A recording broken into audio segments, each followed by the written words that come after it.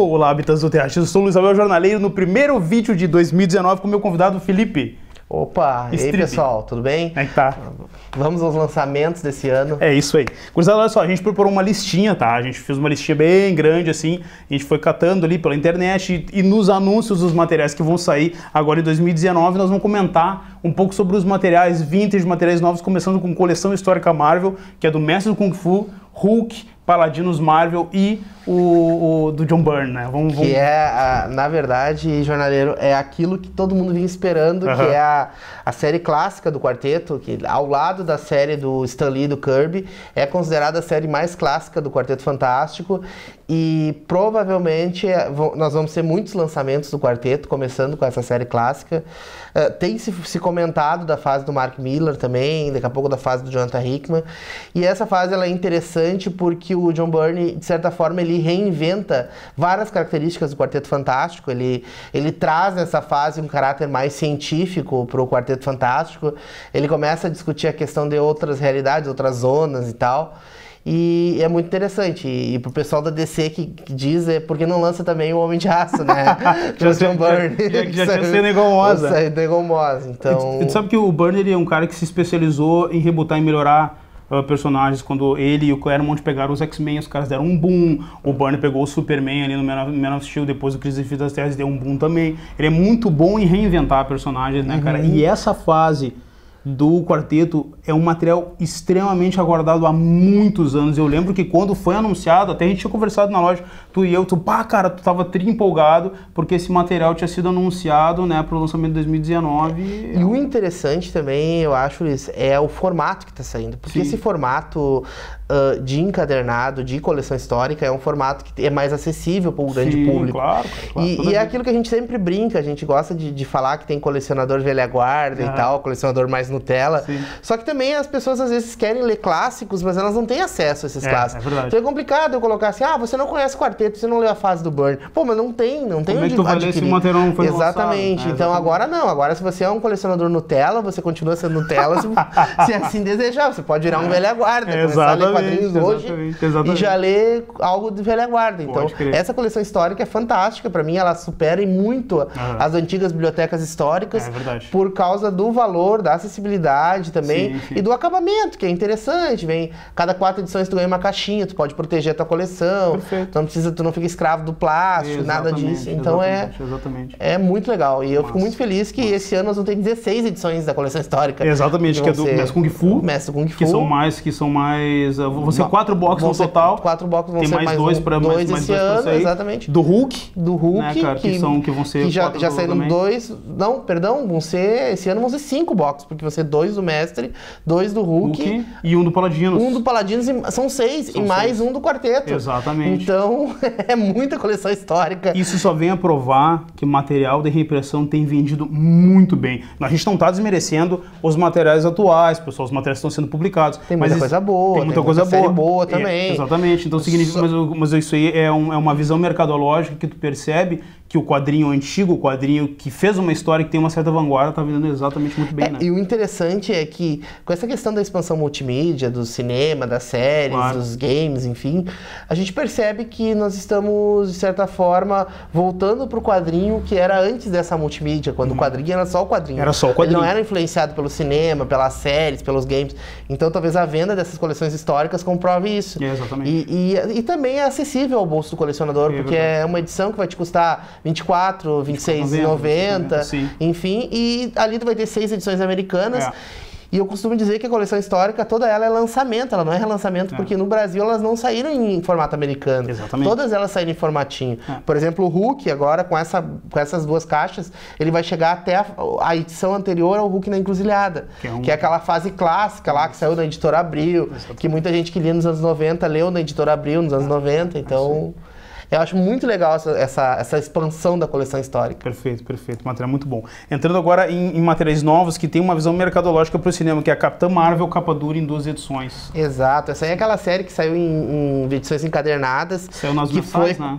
Exatamente, saiu nas mensais, mas antes de ir para o universo Marvel, ela saiu 3 encadernados em capa cartão. Exatamente. Que mostraram quando a Carol Danvers deixa de ser Miss Marvel e torna-se Capitã Marvel. Isso, exatamente. Daí mostra essa transição e que no cinema, na verdade, ela sempre será Capitã Marvel. Não sei se no filme talvez tenha alguma referência a ser Miss Marvel, mas... Até o Levi falou que o foco deles em lançar esse material era exatamente pela questão mercadológica do filme. Do filme. E a ideia deles é lançar um encadernado antes e um posterior ao filme. Isso, exatamente. Dando continuidade. Então, acho que é interessante. É bom para quem não conseguiu os encadernados. E até para quem quer ter um contato com a personagem, assistiu o filme, gostou, curtiu. Isso aí é bem interessante porque um mercado, ele fomenta o outro, né? O cinema atinge uma massa que o quadrinho não consegue atingir. E traz o leitor. Isso é perfeito, perfeito. Aqui, ó, para encerrar, esse ano eles disseram que vão lançar Miss Marvel capa dura, as 3 edições que faltam para fechar o arco da Kamala Khan, né? Para mim é um dos personagens mais interessantes e mais legais. Para quem não conhece, essa Miss Marvel, a Kamala Khan, ela é muçulmana. E é muito interessante porque ela vem exatamente nesse período de conservadorismo que os Estados Unidos estão vivendo e tal, e que é um personagem que está fazendo um sucesso tremendo nos Estados Unidos e no Brasil também. Para quem é leitor mais novo, quem curte essas histórias mais novas, é um dos melhores materiais de personagens individuais, assim. É verdade. Sem sombra de dúvida. E ela lembra muito o Homem-Aranha raiz, assim, porque é alguém jovem, que não conhece os poderes, que está aprendendo a usar os seus poderes. Então é bem interessante, bem legal. Tem toda uma questão inicial, né? Tá, agora partindo pro Surfista Prateado do Dan Slott, que também foi lançado nas mensagens e agora vai ganhar um capa dura, né, cara? Perfeito. Isso que é muito bom, pra né? quem é velha guarda, essa obra... Na verdade, essas edições elas saíram no Universo Marvel. Lá no Universo Marvel, a gente teve essas histórias do quarteto, que ele viaja com uma terráquea. Tu não entende muito se ele se apaixonou por ela, fez uma amizade. Eu sei que ele leva ela por vários planetas. E lembra a fase do Sal Buscema com o Stan Lee. Então, porque é algo bem filosófico. Ele chega em determinados mundos, aí esses mundos são mais totalitários, mais reacionários. Outros mundos são mais abertos. Ele discute a questão de acabar com a vida, de existir a vida, por que a vida é importante em alguns planetas. Enfim, é um prato cheio para quem gosta de obras filosóficas. Com certeza. O Dan Slott, sem sombra de dúvida, é o que dessa nova Marvel, além da Kamala Khan, claro, que é para um leitor mais jovem, mas para um leitor mais maduro, o Dan Slott é obrigatório de todos os lançamentos da nova Marvel. Excelente, perfeito. Agora a gente entra numa reimpressão que é o Guerras Secretas de 2016, que foi uma série em várias edições com tains e que eles vão lançar em capa dura, que é a fase que o Jason Aaron escreveu, né? Aí é aquilo que a gente ouve falar, é o caça-níquel da Marvel. Na verdade, Guerras Secretas não é ruim, mas está muito longe de ser bom. Guerras Secretas é uma reprodução de Game of Thrones no universo Marvel. Basicamente é isso. Vão sair só as edições principais, aonde eles criaram o tal de mundo de batalha, Battle World, e daí eles pegaram cada grande saga da Marvel, criaram um território e os territórios entram em conflito. Enfim, o Doutor Destino é o deus lá desse mundo. Então vai sair essa edição. O bom é que pelo menos ela encerra aquilo que quem vem colecionando as capas brancas da nova Marvel. Na verdade, isso é o encerramento. É onde termina a linha principal, a linha narrativa principal da nova Marvel se encerra com Guerras Secretas. Perfeito, perfeito. Agora entrando em material novo, Wolverine Retorno em 6 edições, que vai ser no formato TP, ou seja, capa cartão mole, né, cara? Esse é um material que é um material novo que vai chegar no mercado aí pra nós. Pra quem acompanhou aquela edição que saiu nas bancas, que foi a Legado. O Legado. A edição Legado. Tem uma parte da edição Legado que ele aparece, o Wolverine, ele encontra uma joia do infinito. Uma joia do infinito. Eu não sei se é espaço, acho que é a joia do espaço. Não me recordo qual ele encontra ou da alma. Ele encontra uma joia do infinito e tal, e daí essa história explora basicamente... Primeiro vai ter uma minissérie que é a Caçada ao Logan, Caçada ao Wolverine, que os personagens vão atrás para tentar encontrar ele, porque encontram pistas que ele existe. Sim. Que hoje no universo Marvel só temos o velho Logan, né? A gente tem o velho Logan e a Wolverine, que é a X-23, a antiga X-23, a Laura. Então é bem interessante, essa série é legalzinha. Promete. O Imortal Hulk, cara, com a capa do rosa até o volume 1 e tá sendo bem falado esse material. O que tu acha desse material? Esse material, assim, ó, eu só li uma edição dele. E é um material realmente muito bom. Muito bom. Lembra a ideia do Hulk monstro. A gente tá retornando àquela visão tradicional do personagem. Do Hulk deixar de ser apenas um super-herói, ou um Hulk jovem, como Frank Cho, um Hulk que usa topete, que usa gel e que surfa. Agora o Hulk vai voltar a ser um monstro de verdade, é a besta, enfim, é muito interessante. Legal. É legal. É o Hulk Raiz. Hulk Raiz, isso aí. Tá, no oitavo colocado, o Coisa e o Tocha Humana, TP. Esse material já tinha sido publicado, ou esse material do Coisa e do Tocha Humana chegou a ser publicado ou é novidade? Não, na verdade ele aparece no legado, aparece parte dessa história. Ah, tá. Essa história ela é a preparação para o retorno do Quarteto Fantástico. O Quarteto Fantástico vai voltar nos Estados Unidos, porque uma certa produtora de filmes foi vendida para outra, entendeu? A Fox foi vendida para Disney. Sim. Provavelmente a Disney vai integrar o quarteto ao seu universo cinematográfico. Claro, então agora ele volta para os quadrinhos. Perfeito. Aquilo que não acontecia na época dos anos 60, que tinha quadrinhos. Tinha quadrinho, então, quadrinho era quadrinho. Quadrinho né? era quadrinho. Mas é bem interessante essa história, porque ela é uma história bem nostálgica. Sim. Que eles relembram vários fatos que aconteceram com o Quarteto Fantástico, várias histórias, Galactus, Doutor Destino, pro retorno da família, né? Que desde a Guerras Secretas, que é aquele outro encadernado, que o Quarteto Fantástico, pelo menos o Red, a Sue e os filhos deles, estão fora do universo Marvel. Eles estão... Ainda é um mistério onde eles vivem e tal, mas é bem interessante. Massa. Vingadores do Jason Aaron, que é entrando na fase nova agora, cara. Jason Aaron, pra mim, acho que depois que saiu o Bendis, ele foi o cara que assumiu e capitaneou o universo Marvel, o centro do universo Marvel. Muito bom. Essa formação dos Vingadores, na verdade, ela traz a mulher Hulk. Fazia tempo que ela não participava de forma bem incisiva. Ela traz também o motorista fantasma, o Ghost Rider. Então é bem interessante, é legal a história desses Vingadores. Eu li também uma ou duas edições, eu não me aprofundei muito. Mas o Jason Aaron, sem dúvida, é um autor que é um roteirista que merece todo o crédito. O cara tem pedigree. Que é muito bom. Muito bom. A morte do Thor, cara. Isso aqui é a polêmica do momento. Porque como pode uma situação econômica do país desse jeito e eu não consigo ler a morte do Thor sem pagar 40 reais. Gente, a morte do Thor, na verdade, falando em termos de história, eu deixo pra quem vende falar mais sobre a questão do preço. Claro. Deixa essa bomba pra ti. Mas a morte do Thor, basicamente, ela conta a história do fim da fase da Jane Foster.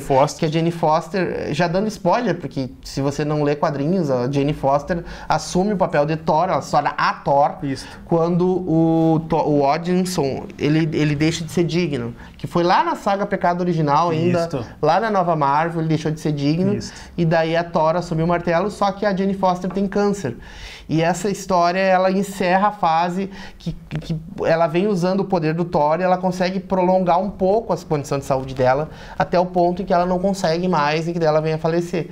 E aí conta a história a morte da Thor, mulher. Provavelmente pro retorno do Odinson com o martelo, se tornando novamente o Thor no pós-legado, né? Ou no começo fresco, no refresh. No fresh. Mas, cara, mesmo tendo essa polêmica do valor, eu garanto uma coisa. Vai vender.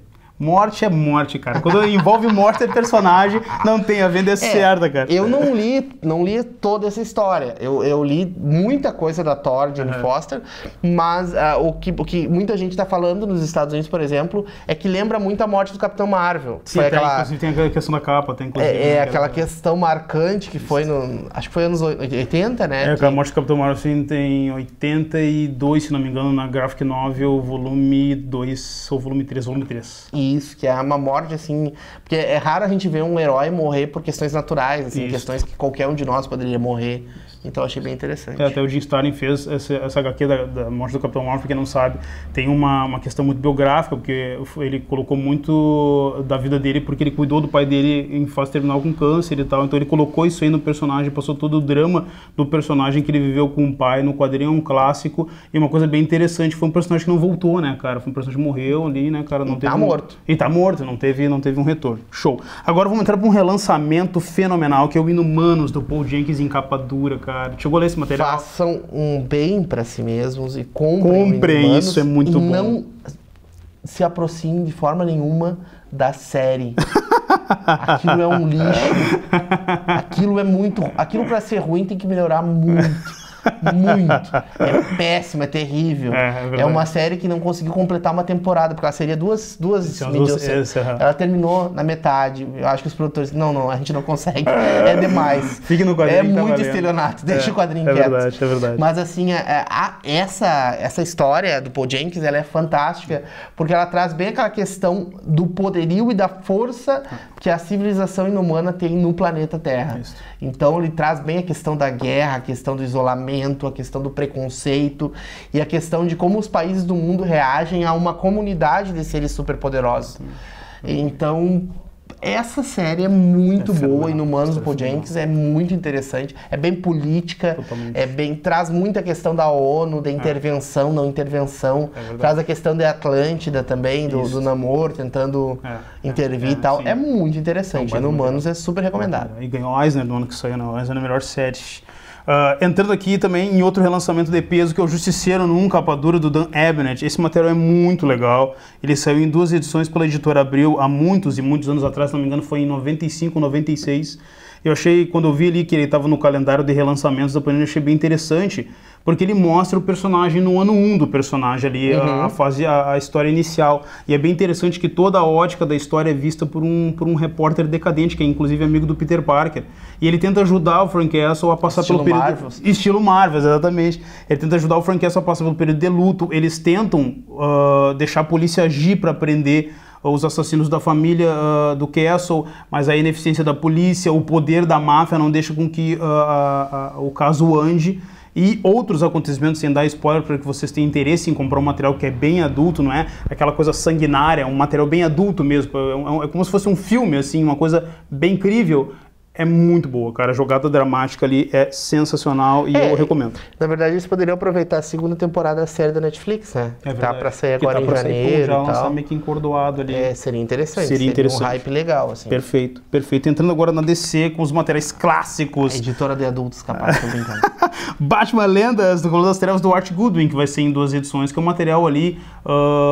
pré-crise, se não me engano, anterior à Crise das Infinitas Terras, que é um material que veio anterior ao reboot da DC, que é um material bem legal, cara, um material massa. Na verdade, eles estão completando com Lendas do Cavaleiro das Trevas, que eu acho que é a maior parte do Lendas até agora, que foi lançado. Seu Jim Aparo, que é o... Seu Jim Aparo em 12 foi o Jim Aparo. 10 edições até agora. 10 edições até agora. Então, quer dizer, basicamente tu tem ali várias visões do Homem-Morcego interessantes. Eu não conheço muito a história dessa parte do Goodman, mas com certeza eu vou adquirir, porque a coleção histórica, lendas e coleções históricas eu adquiro todas, porque realmente é um material interessante. Um material vintage muito bom. E dando sequência, os Titãs do Pérez, que vai ser em 8 edições, né? Já saíram 13 e agora os caras já anunciaram mais 8. É aquele carinho que está sendo feito ao colecionador, que saía nos formatinhos, nos Titãs, que saía os formatinhos, nos mesmo formatinho da editora Abril tinha os Titãs do Pérez e o Monstro do Pântano do Alan Moore.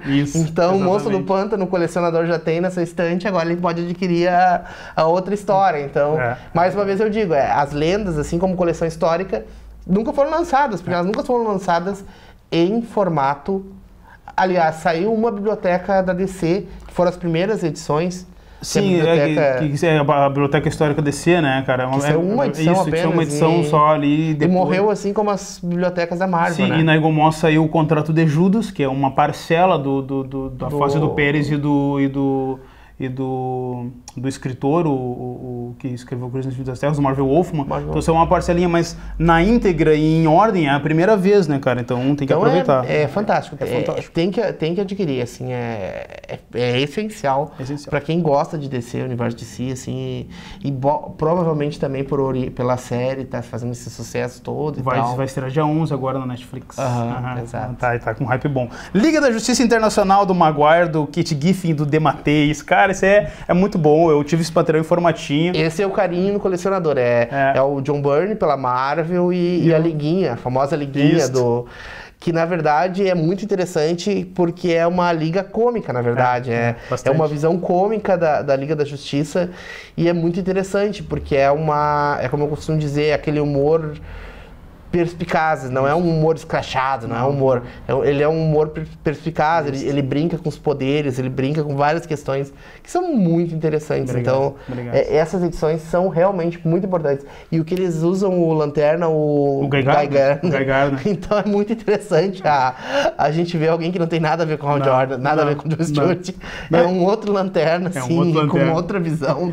E é bem legal que ali, pra vocês terem uma ideia, o Batman é o líder da equipe. Tá, o Batman é o líder, né? Tipo, no caso, o que a Liga da Justiça, o Superman seria o líder, o Batman é o líder. Ele é um baita no estrategista, ele é um combatente do crime profissional. E ele tá no meio, assim, de vários caras, de vários super poderosos, super seres, que não têm a mesma habilidade, não têm o mesmo conhecimento e as mesmas táticas de combate que ele. Então ele tem que doutrinar esses caras. E o Guy Gardner é a ovelha negra. Então tu vê muita situação cômica entre ele e o Batman o tempo todo. É, né? Como um bom treinador com um time ruim. Então ele tem que fazer o pessoal render, o pessoal não sabe jogar. E o treinador tem exatamente. É genial. E a gente entra agora no Batman, As 10 Noites da Besta e outras histórias que vai ser um compilado de material do Jim Starlin, pelo Batman. Exatamente. Então, essa história realmente é muito marcante. Ela também o que eu conversava com o jornaleiro é que entre essas outras histórias a gente tem o Messias, né? Tem o Messias. Que também é do Jim Starlin. Eu não sei se é a intenção da Panini daqui a pouco é lançar um outro encadernado com o Messias. Cara, seria interessante não mesclar, fazer uma história para cada um, para inclusive valorizar a obra em si. Porque o Messias encabeça o encadernado tranquilamente, assim, ao lado das Noites da Besta. Exatamente. Eu acredito que com as Noites da Besta, pouca coisa, assim, clássica mesmo do Batman vai ficar faltando, assim. É que assim, agora, pra quem não sabe, agora 2019 é o ano do Batman, o personagem tá completando 80 anos em maio e tal, então a Panini já vem, claro, eles vieram pincelando e falando algumas coisas dos lançamentos do que vai ser lançado do Batman. Mas eles não deram ainda não deram um panorama geral. Não deram Eu não sei se talvez eles não vão fazer um momento específico de uma lista de títulos do Batman ou alguma coisa assim. Já posso adiantar uma coisa que eu já fiz pedido, que é que vai sair, acredito em TP, que é um conto de Batman Veneno. Né, isso aí eles já lançaram, que é importantíssimo. Dentro da mitologia dos contos de Batman está entre um dos melhores. E esse aí já saiu para pedido. E agora, recentemente, anunciado o Batman, As 10 Noites da Besta e outras histórias de Starlin. A gente só não sabe qual vai ser o mix que vai vir depois das 10 Noites da Besta. Aonde que estaria? Porque, na verdade, eles, pelo que foi dito, vai ser bem do autor, assim, vai ser toda a participação do Jim Starlin no Batman, essas histórias, assim, acho que salvo o Messias, mas as histórias que circundam as 10 Noites da Besta, né? Porque ela tem um prelúdio, parece, tem umas histórias, umas 2 edições antes da Noite da Besta, que prepara o caminho para os fatos que ocorrem. Sim. Então, eu acho que talvez vai ser assim, vai ser um pouco antes e um pouco depois. Perfeito. Semelhante ao que foi feito com Dias do Futuro Esquecido, quando foi lançado. Assim, lançou um pouquinho antes algumas histórias para chegar na saga principal. Perfeito. Lançando na íntegra um material que o cara não teve acesso na época, já tá show. Entrando aqui num relançamento bem importante para encerrar uma fase que é o Batman dos 952, que é a fase do Snyder, né? 52 títulos lançados com as edições desse ano. Isso, são mais 2 para fechar o arco, né? Eles vão lançar tudo, fim de jogo, até o final. Até o final. E a princípio, o Levi teria deixado claro também que pro ano que vem a gente vai ter encadernados do Renascimento. Então, essas edições que estão saindo hoje em mensais, talvez sejam encadernadas, mas provavelmente serão, que é a fase do Tom King. Mas a fase do Snyder também é bem legal, assim. Oscila, né? Oscila. É como todo mundo diz, o Scott Snyder, ele começa grandes sagas, mas ele não consegue terminar elas. Ele tem dificuldade para terminar bem. Exatamente, elas olha o Morte da Família que ele fez, então, na verdade, ele tem dificuldade para terminar grandes sagas. É verdade. Mas é interessante porque vai concluir, né? Porque no Brasil a gente tem uma grande herança maldita que é não concluir as coleções. Então a gente vai concluir, a gente já tá feliz e coloca na estante e pronto. E Batman dificilmente é ruim. Vamos lá, Mulher Maravilha do Azarello, que tem mais uma edição para fechar o arco daquele que iniciou no Sangue, Força...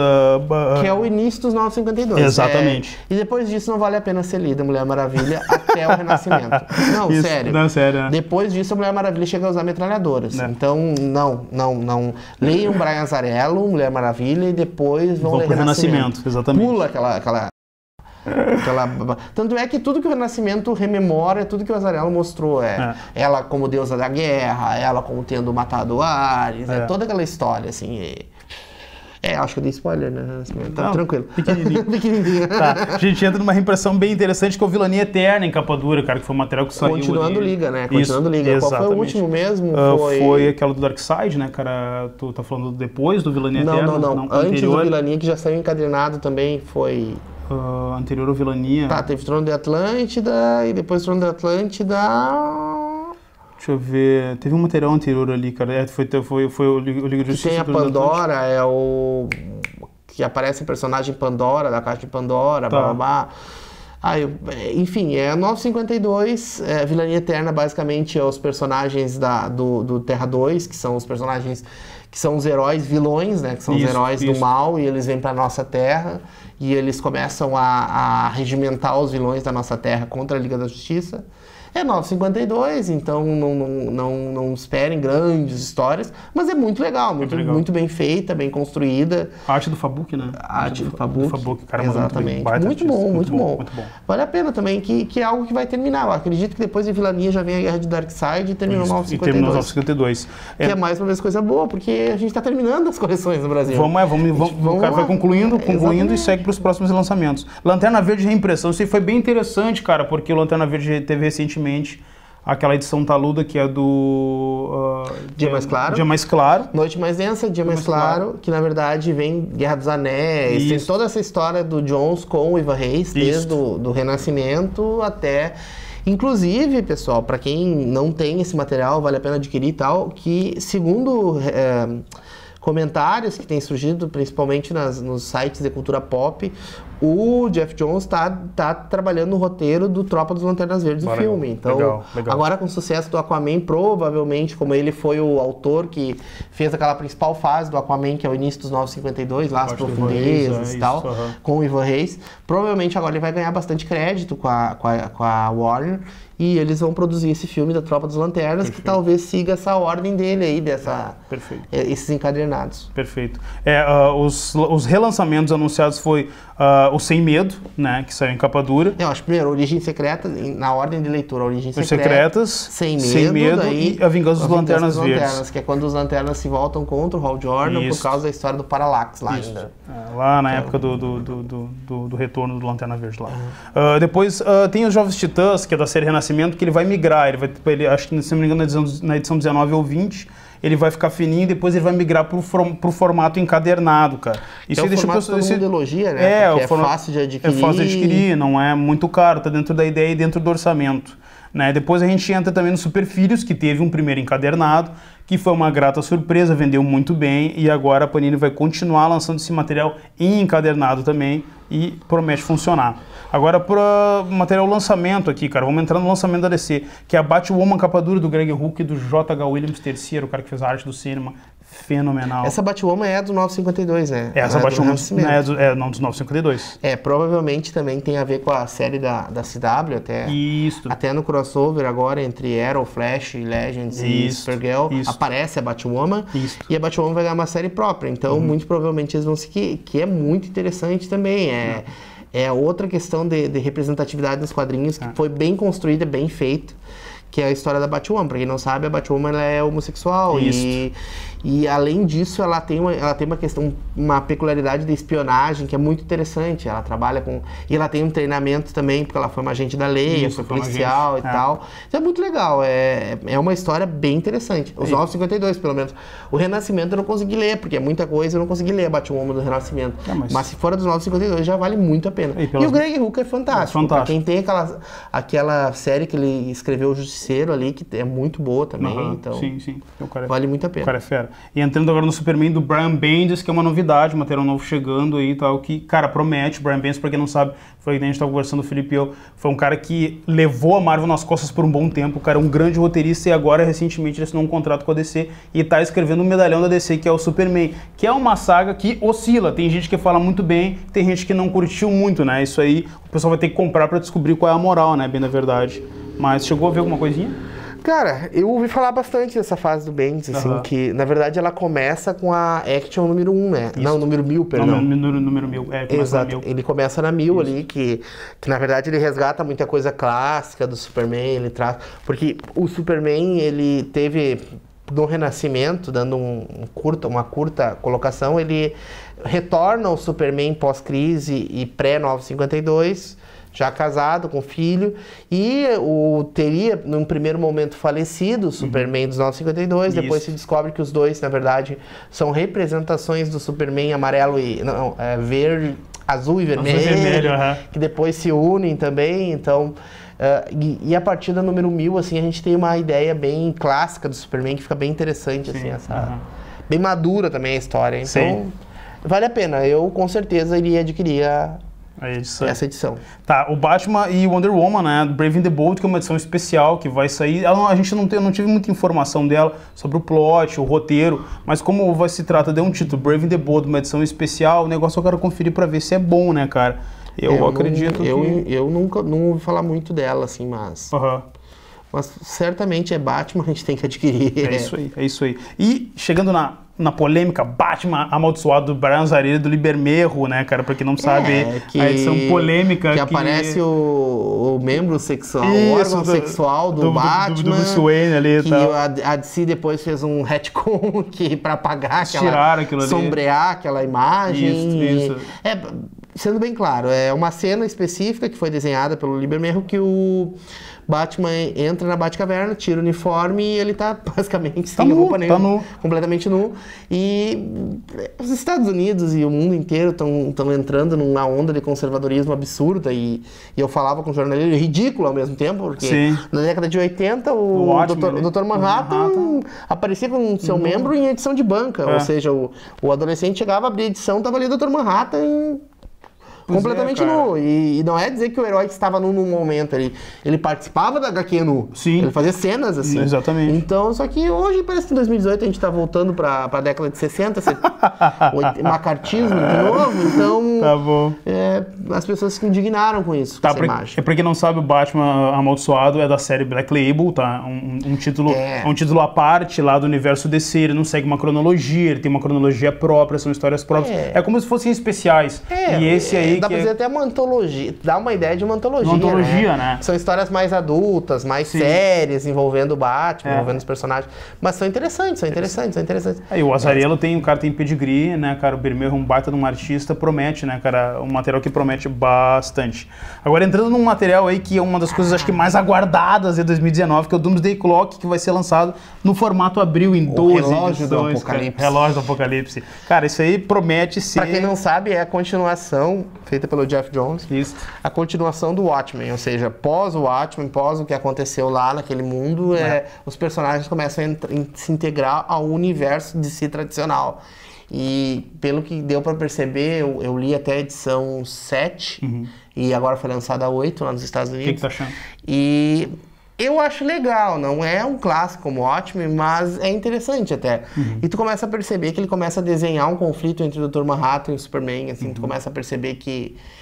E é legal a interação, por exemplo, pega um Rorschach interagindo com o Batman, é muito interessante, porque são os dois negativistas extremos do mundo, então é muito legal, que o Batman percebe que ele chega a ser esperançoso perto do Rorschach. Mas é bem interessante o Relógio do Apocalipse. Eu não quero falar muito dele para não dar spoilers, claro. Porque ele tem alguns plots, algumas viradas interessantes, mas basicamente é isso, as pessoas, os personagens do universo do Watchmen que vêm para o universo DC, porque eles têm uma razão para isso. Aparentemente vai se relacionar com a origem do 952. Talvez o 952 tenha algo a ver. Muita gente dá a entender, na verdade, que quando o Dr. Manhattan, ao final do Watchmen, ele diz que eu vou para outro universo e tal, e daí ele olha para o espectral e diz, talvez eu crie vida e tal. Dá a entender que os 952 seriam essa vida que ele criou, mas isso não tá claro ainda. Não tá claro ainda. Mas, basicamente, é interessante. Pra quem gosta de Watchmen, é obrigatório. Eu vou comprar as edições aqui na Terra X Comics, que é o lugar onde você deve comprar seus quadrinhos. É isso aí. Doom Patrol, do Gerard Way, que vai ter uma edição especial, tá? Pra quem não sabe, a Patrulha do Destino teve 6 edições pelas mãos do Grant Morrison, né? E aí, agora, recentemente, os caras anunciaram, né, um outro material do Doom Patrol, né? Só que pela mão do Gerard Way e numa edição especial taluda, que vai ser só uma edição mesmo, não vai ter um grande segmento. De Patrulha do Destino, eu li só o Grant Morrison mesmo e... segundo dizem que é da onde foi copiado os X-Men, né? Sim, mas é bem interessante, é bem oscila, cara. Tem disruptivo, gente... assim. exatamente. Tem gente ela traz, ela quebra estereótipos, ela quebra essa visão de heróis e tal. É bem interessante. Beleza. Relançamento. Antes de Watchmen, que vai sair em capa dura, Comediante Rorschach, né? Que tinham saído em 8 edições, formato TP, há um bom tempo atrás, e agora a Panini tá relançando em capa dura, vai colocar 2 personagens. Quem são? Comediante Rorschach? Comediante eu não sei, o Rorschach é do Libermeiro. É do Libermeiro e do Azarello, né, cara? Do Azarello. Exatamente. Agora, o Comediante... A Comediante eu não gostei muito. Pra mim, o Rorschach tá muito bom. E quando saiu o encadernado dos Minutemen, que é com o Darwin Cook, comprem os Minutemen. Pra mim, os Minutemen são muito bons. Darwin Cook é fenomenal. São dos melhores, assim, ao lado do Rorschach e da Spectral. Perfeito. E do Dr. Manhattan também. Então, basicamente o Comediante não é tão bom, porque os outros 4 são muito bons. A arte do Comediante, se não me engano, ficou a cargo do Gary Frank, que é um artista que eu curto bastante, mas realmente o roteiro, o pessoal falou ali que entre todos ele fica, acho que entre um dos mais fraquinhos, assim, não é o de grande impacto. Material lançamento, um dos mais aguardados do ano, fiz um vídeo até ano passado falando sobre isso, que é o Cinema Universe, que vai sair agora, esse ano aí tá prometido os quatro volumes, né, os 4 títulos, um deles é encabeçado e escrito pelo pelo Neil Gaiman, e os outros é sob supervisão do Gaiman. Na verdade é um universo de Sandman, na verdade, que eles vão explorar essa perspectiva dos outros perpétuos, da relação deles com a realidade, da relação deles com o mundo e tal. É bem interessante. Eu não li mais sobre esse universo de Sandman do que propriamente as edições. Considerando Sandman e considerando Sandman Prelúdio, Sandman nunca tá errado, é muito bom. É verdade. É algo obrigatório, é algo que tem que se ter na estante. Vai vender. É que nem o Watchmen, Sandman é algo que vende. Sendo bom ou não, na verdade. Exatamente. Fábulas capa dura, saiu o volume 1 aí ano passado e agora os caras vão lançar o volume 2. Se lançar um por ano tá tranquilo, tá perfeito. A quantidade de títulos que eles estão lançando. O Fábulas, na verdade, é aquela ideia ainda do Bill Willingham, que ele trabalha com a perspectiva dos personagens das histórias infantis do nosso mundo, tornando eles mais reais, mais críveis, e fica bem interessante, bem bom mesmo. Vale a pena, dos títulos da Vertigo, assim, um dos melhores. Um dos melhores. E longo também. Então, isso aí vão para 12 edições encadernadas. Sim, vai ser acho que 10 ou 12 capas duras aí que vão ser para fechar todo o arco de 150 edições que foram lá fora. Scalpo, foi previsto, do Jason Aaron, foi anunciado mais 12 edições para fechar todo o arco ali, que vão ser em 5 edições. Fenomenal. Scalpo, assim, eu tô viciado em Scalpo. Eu li os 3 encadernados da série até agora. Scalpo é muito bom mesmo. Bom, cara, muito bom. Eu ouvia falar de Scalpo, eu nunca tinha lido, e desde que saiu esses 3 encadernados, assim, basicamente a história de uma reserva indígena e chamado Rosa da Pradaria, Rosa da Pradaria, e tem um personagem específico lá, que é o Cavalo Ruim. Cavalo Ruim. E então conta a história de crime, de violência e tal nas reservas indígenas americanas, que, acredite lá, eles não ficam fazendo miçanga. Eles realmente são violentos. São violentos. E é bem interessante. Se diz que reproduz muito a realidade de muitas reservas indígenas americanas mesmo, assim, essa questão de violência, de prostituição, de drogas, enfim. E o roteiro é do Jason Aaron, cara. O roteiro do Jason Aaron, então é muito fantástico. A construção e a desconstrução de personagens aqui é fenomenal. É fenomenal. E pra encerrar, né, cara, uma coleção que, assim, 5 edições do Y, né, que finalmente a 5ª edição. Outra questão que é obrigatória, agora o Y se encerra também, para ter na estante.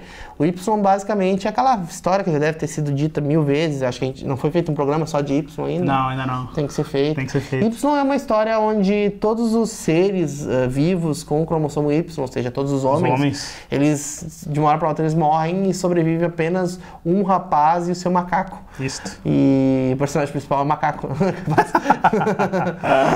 é o sonho de todo homem ter um macaco. Então, gente, daí é interessante que tu tem aquela sociedade formada por mulheres e o subtexto que tem, que é com traço da P.A. Guerra e roteiro do Brian K. Vaughan, é um subtexto também envolvendo a questão de gêneros, assim, porque como as mulheres no mundo, elas são geralmente relegadas a postos não tão relevantes de decisão, de uma hora para outra as mulheres se tornam as chefes do planeta. Exatamente. Então, como isso se reflete na sociedade? Exatamente. Dá um exemplo bem rápido, assim, para entender. Por exemplo, lá nos Estados Unidos, é diferente do Brasil. Lá nos Estados Unidos, os membros do gabinete da presidência da República podem suceder o presidente. E aí a secretária de Agricultura é a única mulher do governo. E quando acontece a questão da praga de morrer todos os políticos, morre presidente, morre vice, morre ministro, morrem todos os secretários, secretário de Estado. Ela, secretária de Agricultura, ela se torna presidente dos Estados Unidos. Então é muito interessante. É muito interessante. Essa quando for feito esse programa, tem que trazer mulheres. A gente tem que apresentar a Y e trabalhar muito com essa questão de gênero, que enquanto ainda não se proibiu isso no Brasil. Perfeito. Ex Machina. Termina o Y, começa a Ex Machina também do Brian, né, cara? Pra quem não sabe. É, o Ex Machina que virou um filme, inclusive. Cara, não assistiu o filme. Que trabalha muito com essa questão de o que torna você humano, o que é sentir, quando se sente, quando não se sente. E o Brian K. Vaughan é aqueles textos fantásticos, é o Brian K. Vaughan do Leões de Bagdá, o Brian K. Vaughan do Y Último Homem. Então, do Saga. Então, o Brian K. Vaughan no Ex Machina basicamente trabalhando com essa questão do que te faz um ser humano e o que te faz um ser artificial e até que ponto aonde os sentimentos nascem, se eles realmente têm um nascimento específico na nossa origem biológica ou se algo feito, construído, pode ter sentimentos. Então é bem interessante. Bem existencial, né, cara? Bem legal. Tá, o Valente, que agora para entrar um pouco no quadrinho nacional, o Valente, né, cara, do Vitor Cafage, que tá para sair... A Saga Valente. A Saga Valente, que tá para sair o 6º volume, que é a conclusão, né, cara? Até o Levi falou que o Vitor tava, né, pediu um pouco mais de prazo para finalizar, porque querendo ou não, o cara tá finalizando uma coisa que é uma criação dele, uma obra dele e tal, então tá para sair esse ano o 6º volume e eles já estão programando reimpressões, né, cara?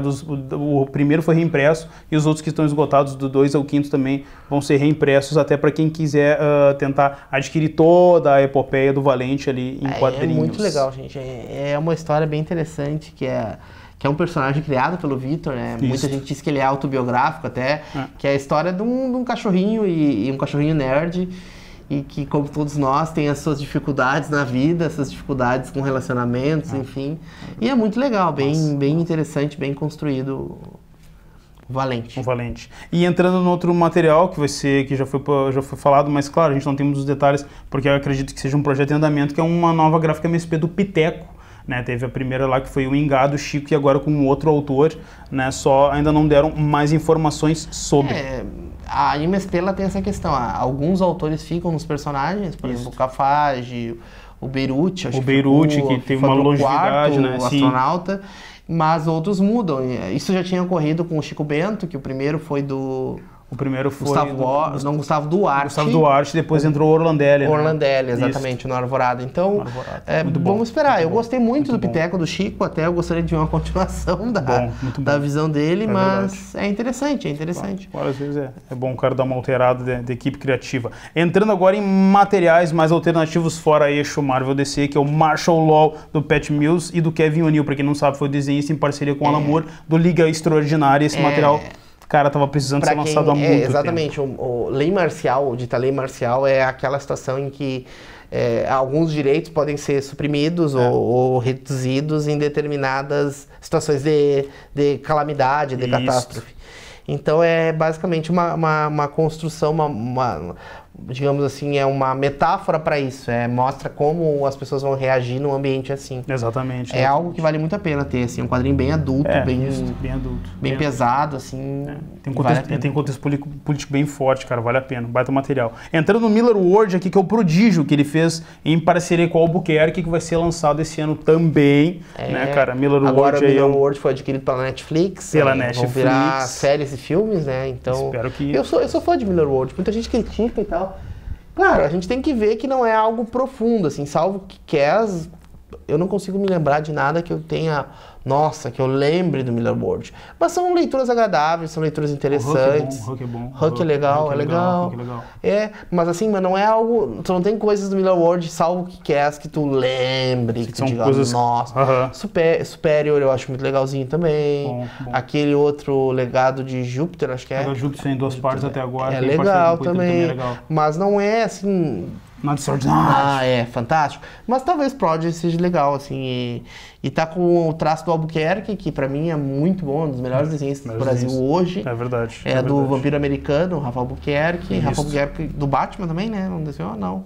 Ele fez aquela capa polêmica lá da Batmoça lá. Capa polêmica. Capa polêmica. Os conservadores piram. E a Ordem Mágica, que também é do Miller, mas agora em parceria com Coipel, né, cara, que desenhou Thor e tal, com baterista. Dizem que, na verdade, isso é um Harry Potter adulto, assim, que traz essa questão da magia e tal, e fica, acho que vai ser interessante também. Perfeito. Eu gosto de Miller World, assim, é interessante. Pra quem tá começando a ler quadrinhos, é legal, porque, assim, é uma leitura que tu faz, uma leitura rápida, agradável, e parece muito um filme, assim, tu tem uma... E geralmente é fora de qualquer perspectiva, assim, tu não tem um Batman, um Superman, nada disso. É uma história de quadrinhos, uma história com superpoderes e tal, mas é bem interessante. E tu não tem que acompanhar também uma continuidade não tem gigantesca, cronologia, cara. você compra a edição, lê, pronto. Coisa, leitura redondinha. Cinema Purgatório, né, que vão prometer mais 2 edições para esse ano, pelo selo Avatar, né, do selo Avatar lançado pela Panini, que é uma pegada do Moore ali, que é uma homenagem a cinema mudo, cinema de terror, né, cara, tem uma homenagem bem vintage dos materiais. Na verdade é uma antologia, uma antologia, né? Tem vários autores e tal, capitaneados, obviamente, Garfienes, e tal. Então é bem interessante, assim, Cinema Purgatório, a primeira edição eu gostei bastante, eu provavelmente vou comprar 2 e a 3 também, e vai continuar, porque essa série vai continuar muito provavelmente. Que é algo que o Alan Moore gosta muito, que é essa questão de olhar para a cultura antiga, seja literatura, filmes, músicas, enfim, e trazer isso para os quadrinhos. Assim. Tem um conto na primeira edição que eu li a primeira edição do Cinema Purgatório, tem um conto ali curto dele, que se passa na Era Romana, que é fenomenal, cara. Que ali tu vê que o cara é um poeta ainda, o cara é poeta. Pra encerrar, Crossed, do Gartienes, a HQ mais polêmica do ano. Durmam, crianças, durmam.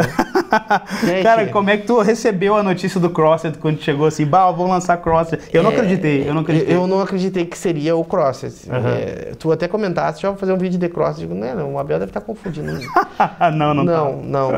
Eles vão lançar isso no Brasil e vão lançar nessa época que a gente... Mas que desânimo, cara, tu tá chateado. Cara, eu tô assim, ó, eu tô assustado porque eu não consigo visualizar mercado pra isso esse ano, entende? Tem, cara, tem. Eu acho que assim, talvez segurar um pouco, então, segura Scalpo. Porque eu já comprei 3 edições, então eu compro daqui a pouco.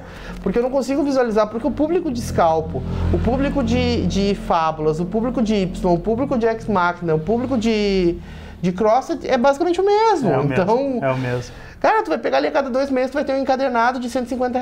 Então, pensando que o Scalpo tava 120, que agora com o aumento da Panini vai pra 150. Provavelmente. Então, isso vai... Algo vai encalhar, inevitavelmente.